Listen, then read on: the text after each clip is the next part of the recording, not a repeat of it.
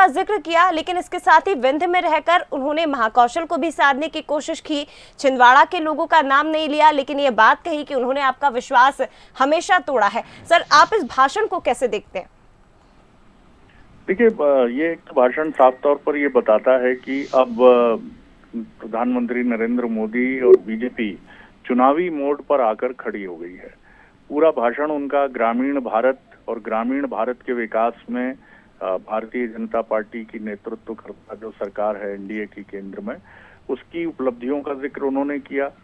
और उसी के साथ उन्होंने छिंदवाड़ा पर जो तंज कसा है वो ये भी बताता है कि, क्योंकि बीच में अभी ऐसी भी खबरें थी कि अमेठी की तर्ज पर इस बार घेराबंदी रहेगी छिंदवाड़ा की, और छिंदवाड़ा जीतना कई मायनों में बहुत महत्वपूर्ण होगा, क्योंकि कांग्रेस के बड़े बड़े गढ़ों को ध्वस्त करने की रणनीति बीजेपी की आरंभ से रही है। क्योंकि छिंदवाड़ा का हम जिक्र कर रहे हैं तो जरा हम सुन भी लेते हैं कि पीएम मोदी ने क्या कुछ कहा था छिंदवाड़ा को लेकर। सर, फिर मैं आपके पास लौटूंगी। विकास एवं पंचायत राज मंत्री श्री, मैं कई बार सोचता हूं कि छिंदवाड़ा के जिन लोगों पर आपने लंबे समय तक भरोसा किया, वो आपके विकास को लेकर, इस क्षेत्र के विकास को लेकर इतना उदासीन क्यों रहे?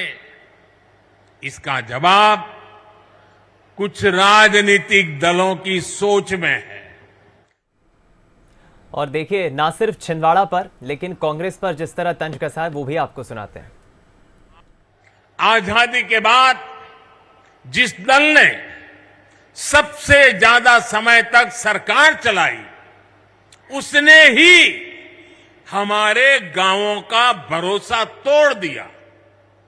गांव में रहने वाले लोग, गांव के स्कूल, गांव की सड़कें, गांव की बिजली, गांव में भंडारण के स्थान, गांव की अर्थव्यवस्था, कांग्रेस शासन के दौरान सबको सरकारी प्राथमिकताओं में सबसे निचले पायदान पर रखा गया। तो सुना आपने, एक तरफ बिना नाम लिए कमलनाथ का छिंदवाड़ा की तरफ उन्होंने इशारा करते हुए कटाक्ष किया, और दूसरी तरफ देश की आजादी के बाद वो कहते हैं कि जिस राजनीतिक दल ने सबसे अधिक राज किया देश में, उन्होंने ही पंचायती राज व्यवस्था को किस तरह ध्वस्त किया। न्यूज हेड शरद द्विवेदी जी हमारे साथ लगातार बने हुए हैं। शरद जी, 2019 के लोकसभा चुनाव परिणाम हम देखें मध्य प्रदेश में तो सिर्फ इकलौती कमलनाथ के बेटे नकुलनाथ ने अपनी सीट बचाई थी छिंदवाड़ा में, लेकिन प्रधानमंत्री के इस कटाक्ष के बाद क्या आप मानते हैं कांग्रेस के लिए अब चुनौती दोहरी हो गई है? देखिए, बीजेपी की रणनीति है, जैसा मैं कह रहा था कि पिछले 2019 के लोकसभा चुनाव में मध्य प्रदेश में 2 सीटों पर बहुत ही फोकस था बीजेपी का। गुना वो जीतने में कामयाब रही, जो कि कांग्रेस की बहुत मजबूत सीट है, और तब तत्कालीन कांग्रेस नेता ज्योतिरादित्य सिंधिया को वहां हराना बीजेपी की एक बहुत बड़ी सफलता के तौर पर देखा गया था। और इसी तरह छिंदवाड़ा में मार्जिन कम करके 40,000 तक ले आना, जहां 1 लाख से ऊपर हमेशा कांग्रेस प्रत्याशी, चाहे वो कमलनाथ रहे हों या उनकी अनुपस्थिति में उनकी पत्नी रही हों, वहाँ बड़ा मार्जिन मजबूत रहा है छिंदवाड़ा में। तो छिंदवाड़ा में 40,000 तक मार्जिन को लाना और गुना जीतना, और मध्य प्रदेश में 1 सीट को छोड़कर 28 सीटों पर लोकसभा की जीत हासिल करना। और इसी तरह आप राहुल गांधी की पराजय को याद करिए 2019 की, जिसकी वजह से उन्हें केरल की तरफ 2 सीटों से चुनाव लड़कर वो एक जगह से संसद में पहुंचे थे। तो इस बार पूरी कोशिश है छिंदवाड़ा की, क्योंकि छिंदवाड़ा बहुत मजबूत किला है कांग्रेस का, और उसको जीतना क्यों महत्वपूर्ण है, सिर्फ मध्य प्रदेश की बात मैं नहीं करूंगा, क्योंकि इंदिरा गांधी के तीसरे पुत्र कहे जाते हैं कमलनाथ, और वहां से इंदिरा गांधी जी के समय से लेकर अब तक अगर आप चलें 2019 तक, तो वहां सिर्फ 1 बार जीत मिली है, सुंदरलाल पटवा जीते हैं, तो वो भी इंसिडेंटल था। वो भी ऐसा नहीं था कि लोकप्रियता पर सवार थी बीजेपी इसलिए जीत गए। मतदाता नाराज थे क्योंकि बाई इलेक्शन होने की स्थितियां बनी थी। कमलनाथ जी ने अपनी पत्नी से कहा था कि वो त्यागपत्र दें, तो इस तरह की स्थितियों में वो जीत हुई थी। तो बहुत महत्वपूर्ण है छिंदवाड़ा। तो पूरी तरह से कांग्रेस पर फोकस किया है। ग्रामीण भारत और चुनाव 2 विषयों पर केंद्रित रहा है पीएम का भाषण। बिल्कुल ठीक कहा आपने शरद जी, बहुत शुक्रिया। आप बने रहे हमारे साथ, चाहे तो हमारे साथ इस वक्त एग्जीक्यूटिव एडिटर मनोज सैनी जी भी जुड़ गए। मनोज जी, क्या कहेंगे? 3 नई रेल परियोजनाओं की सौगात तो दी है, लेकिन प्रधानमंत्री के पूरे भाषण में हम जिस 2 मसलों पर बात कर रहे हैं, एक तरफ कमलनाथ के जिन लोगों पर आपने भरोसा किया वो कटाक्ष करते हैं बिना नाम लिए कमलनाथ पर, और आजादी के बाद जिस राजनीतिक दल ने सबसे अधिक देश में राज किया, उसी राजनीतिक दल ने पंचायती राज व्यवस्था को ध्वस्त करने का काम किया। यानी इशारों में कांग्रेस पर और कमलनाथ पर प्रधानमंत्री का एक कटाक्ष आने वाले चुनाव पर कितना असर करेगा? देखिए, पंचायती राज व्यवस्था सबसे नीची, यानी सबसे नीची वाली जो व्यवस्था होती है उसे कह सकते हैं, और वहां से एक तरह से कहा जाए तो व्यवस्था की शुरुआत होती, राजनीति की शुरुआत होती। और इसीलिए आज यहाँ यानी रीवा विंध्य की धरती पर पंचायत सम्मेलन रखा गया, जिसमें तमाम लोग पहुंचे हुए थे, और मुख्य निशाना जो रहा वो पंचायतों तक पहुंचना, चाहे वो गैस के कनेक्शन की बात हो जो सीधे महिलाओं को जोड़ती, और प्रधानमंत्री आवास की भी आप देखिए महत्वपूर्ण बात उन्होंने कही है कि पीएम आवास जो मिले हैं तो हमने जिम्मा दीदियों को यानी बहनों को दिया, महिलाओं को जोड़ने का प्रयास किया है। तो हर वर्ग को जोड़ने के साथ ही पंचायत प्रतिनिधियों के सहारे 2023-24 की तैयारी है। लेकिन मुख्य रूप से जो बात शरद जी भी कह रहे थे, आज का सबसे बड़ी बात यदि कही जाएगी तो छिंदवाड़ा को लेकर, जिस तरह कल रात भी बंसल न्यूज की जब गिरिराज सिंह से बात हो रही थी, जिन्हें प्रभारी बनाया गया है छिंदवाड़ा का केंद्र की तरफ से, वो भी यही कह रहे थे कि हमारा मुख्य उद्देश्य यह है कि छिंदवाड़ा हम जीते। और जब आज प्रधानमंत्री ने उन्हीं योजनाओं का जिक्र करते हुए कांग्रेस से कहा कि इतने वर्षों में कांग्रेस ने क्या कहा, उदासीन रवैया अपनाया छिंदवाड़ा को लेकर, छिंदवाड़ा की बात कही है, और छिंदवाड़ा को मॉडल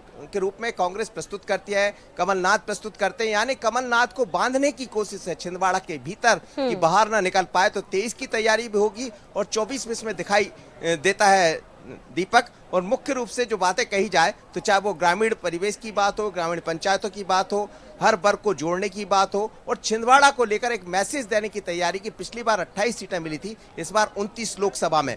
कुछ लोग भी मेरे साथ हैं, प्रधानमंत्री के भाषण को कैसा देखते हैं? अरे, प्रधानमंत्री का भाषण तो निहायत बहुत ही अच्छा है, पर एक चीज आप मान के चलिए, ऐसा प्रधानमंत्री हमने कभी नहीं देखा है आज तक। जब तक में हमारी जानकारी है, इस तरह का प्रधानमंत्री बोलने में बेबाक, काम में बेबाक, और ये जो हमारे यहाँ का बिल्कुल मनोज जी हमारे साथ शरद जी भी जुड़े हुए हैं। शरद जी, अगर आप मनोज जी से कुछ सवाल पूछना चाहें सर। प्रधानमंत्री मनोज, इनसे पूछिएगा कि बड़ा अच्छा लगता है क्योंकि बड़ी राजनीतिक जागरूकता वाली जगह है विंध्य। इनसे पूछिएगा कि प्रधानमंत्री किस तरह से, क्या एक मुख्यमंत्री शिवराज सिंह चौहान और प्रधानमंत्री इस चुनाव में बीजेपी की एक आंधी बन सकते हैं मध्य प्रदेश में, जैसा दावा बीजेपी कर रही है?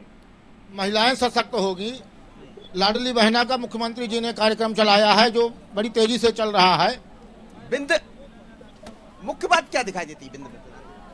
अरे, स्वच्छता। बिल्कुल मनोज जी, शरद जी भी हमारे साथ जुड़े हुए हैं सर। उनका सवाल आपसे ये है कि जिस तरह से हम देख रहे हैं प्रधानमंत्री और इसके साथ ही मुख्यमंत्री शिवराज सिंह चौहान को, तो क्या इस चुनाव में ये दोनों आंधी के रूप में देखे जा सकते हैं सर? विंध्य प्रदेश का इतिहास तो रहा है। वैसे पंचायत के जो उन्होंने कही बात, तो पंचायत में अगर सीधे डायरेक्ट पंचायत, चलिए लगता है आवाज उन तक नहीं पहुंच पा रही है, लेकिन ये वो तमाम लोग हैं जो कि प्रधानमंत्री को सुनने के लिए पहुंचे थे और भाषण की भी तारीफ कर रहे हैं। ये कह रहे हैं कि हमने ऐसा प्रधानमंत्री कभी नहीं देखा जो लगातार देश में आगे विकास कार्य कर रहा है। ये तस्वीरें हालांकि आपको उस वक्त की दिखा रहे हैं जब वो तमाम प्रदर्शनियों का अवलोकन कर रहे थे। सरकार की जो योजना है पंचायत क्षेत्र में, ग्रामीण विकास के क्षेत्र में जो योजनाएं आगे चलाई जा रही हैं, उन्हीं तमाम योजनाओं का इस वक्त अवलोकन किया जा रहा था। और हमारे साथ मनोज जी भी लगातार जुड़े हुए हैं। मनोज जी, शरद जी का आपसे सवाल था सर कि प्रधानमंत्री नरेंद्र मोदी और इसके साथ ही मुख्यमंत्री शिवराज सिंह चौहान जिस तरह से हम देख रहे हैं, क्या इन चुनावों में एक आंधी के रूप में क्या वो दिखाई दे सकते हैं? ये लोगों से जुड़ा हुआ सवाल था जो कि शरद जी ने आपसे पूछा था सर।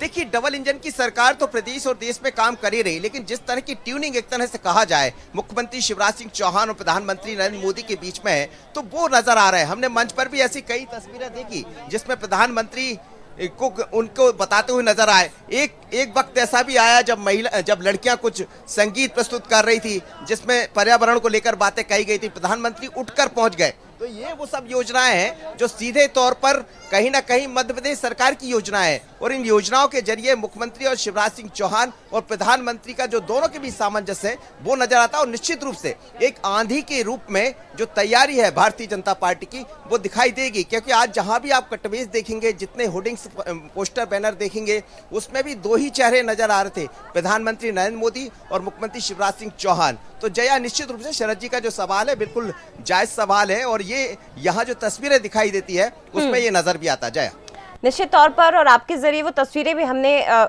मनोज जी हमारे दर्शकों को दिखाई। फिलहाल 5 से 6 तस्वीरें इस वक्त स्क्रीन पर हम दिखा रहे हैं। पीएम मोदी का ये दौरा था और काफी मायनों में महत्वपूर्ण ये दौरा माना जा रहा है। हालांकि अब ये कार्यक्रम खत्म हो चुका है, प्रधानमंत्री दिल्ली के लिए अब वो रवाना होंगे, लेकिन यहाँ पर देखिए तस्वीरें बेहद खास हो जाती है। डबल इंजन की सरकार, और जैसा कि शरद जी भी कह रहे थे कि लगातार आगे बढ़ रही है, लेकिन हो सकता है कि इन चुनावों में एक आंधी की तरह ये तस्वीरें हमें दिखाई दे। और यहाँ पर एक छोटे से ब्रेक के लिए रुकेंगे, फौरन लौटेंगे।